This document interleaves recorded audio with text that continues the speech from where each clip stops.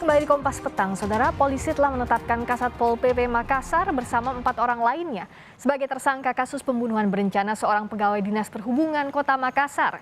Polisi mengatakan kasus ini sudah direncanakan sejak tahun 2020. Salah satu pelaku dan dalang dari pembunuhan ini adalah Kasat Pol PP Makassar, Muhammad Iqbal Asnan. Iqbal terancam hukuman pidana mati atau penjara seumur hidup atau penjara 20 tahun. Sementara 4 pelaku lain berperan sebagai eksekutor. Kapolres Makassar mengatakan pembunuhan ini telah direncanakan sejak 2 tahun lalu namun baru terlaksana tahun ini. Yang sangat menarik bagi kita adalah motif daripada peristiwa ini. Ya, saya ulangi, yang paling menarik adalah motif dari peristiwa ini. Kenapa peristiwa ini bisa terjadi? Rupanya setelah kita lakukan penyelidikan, ini didasari atau dimotivasi oleh asmara. Polisi pun menyita beberapa barang bukti seperti kendaraan pelaku hingga senjata api yang digunakan untuk membunuh korban. Ada juga uang tunai yang merupakan uang milik pelaku yang diberikan kepada eksekutor pembunuhan ini.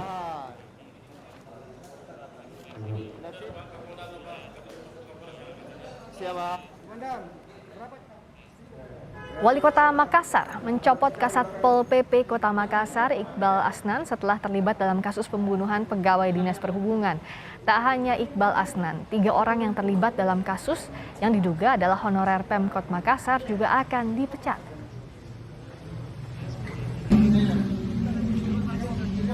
Sebentar saya tanda tangani pemberhentian sementara dan mengangkat saudara Yasir sebagai PLT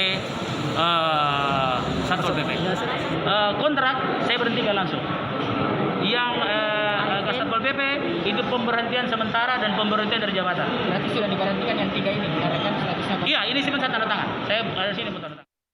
Untuk mengetahui lebih lengkap kasus penembakan petugas Dishub Makassar, saat ini kami sudah bersama dengan Kapolres Tabes Makassar, Kombes Budi Haryanto. Selamat sore, Pak Kapolres.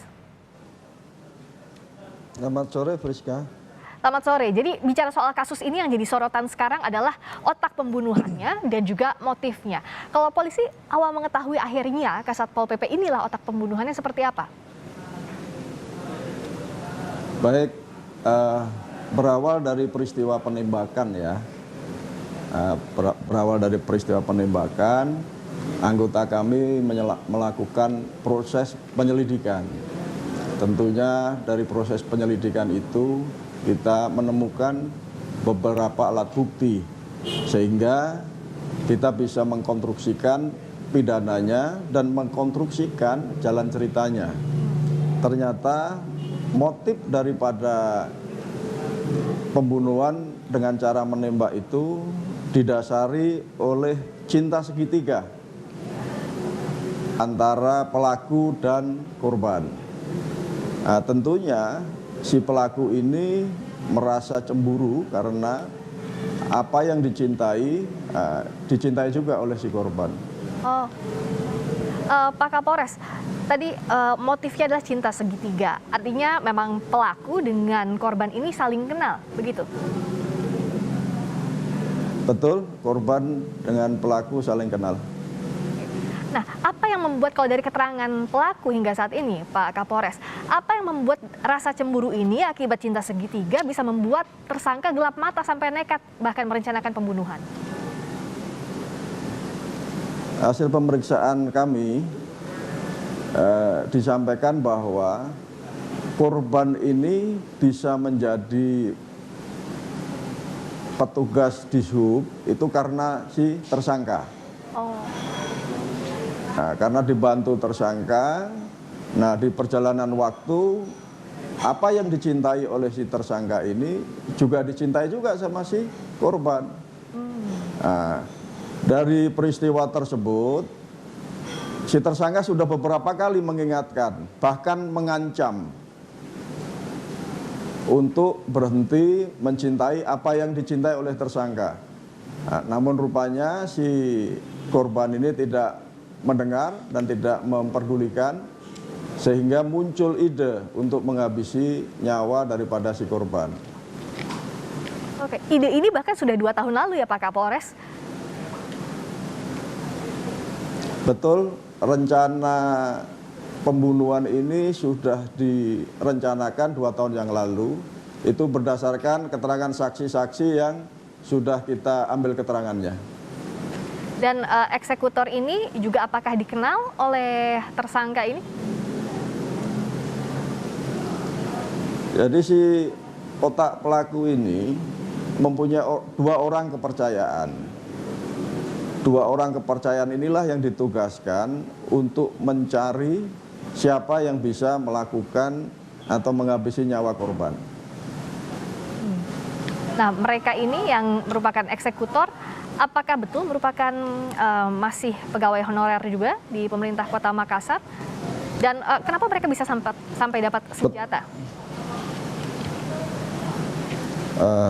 Dari keterangan para saksi dan tersangka, senjata itu dibeli dengan cara online. Dan setelah kita telusuri, ternyata penjual dari dagangan online tersebut itu ada jaringan ke teroris.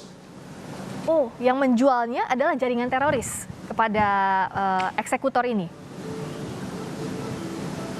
Sementara hasil keterangan yang kami dapat seperti itu.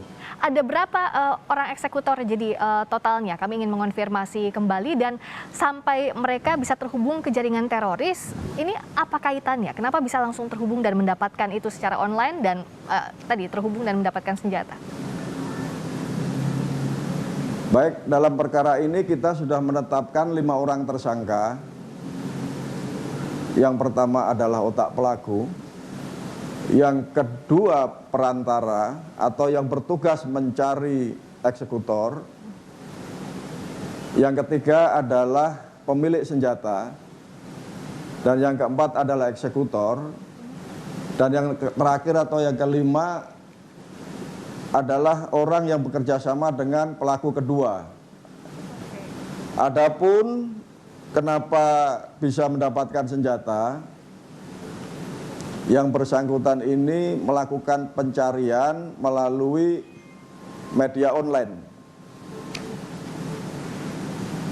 Nah, sekarang dari polisi soal kepemilikan senjata, soal dari mana mendapatkannya, termasuk jaringan teroris yang tadi memberikan senjatanya atau menjual senjatanya, apakah terus ditelusuri juga, Pak? Kami akan menelusuri terus tentang penjual senjata ini. Oke. Jadi dari motif pribadi berkembang luas begitu ya Pak kasus ini, kasus pembunuhan berencana ini.